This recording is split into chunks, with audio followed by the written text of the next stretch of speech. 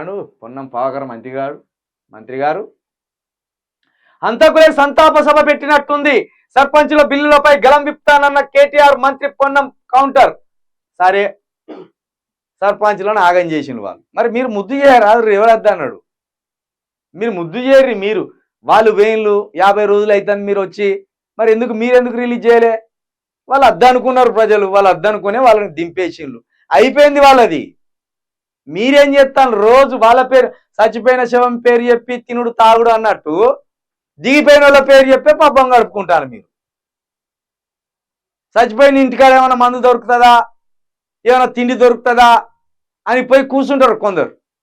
గట్లనే దిగిపోయిన ప్రభుత్వం మీద ఇంకా మీరు వాళ్ళని నిందిస్తూ, వాళ్ళ మీదే నిందలు వేస్తూ, వాళ్ళ పేరే చెప్పుకుంటూ ఈ 50 రోజులు గడిపిండ్రు. ఇంకా గిట్లనే 2-3 నెలలు ఎత్తిరో ప్రజలు మిమ్మల్ని నిజంగా ఏం చేయాలో అది చేస్తారు.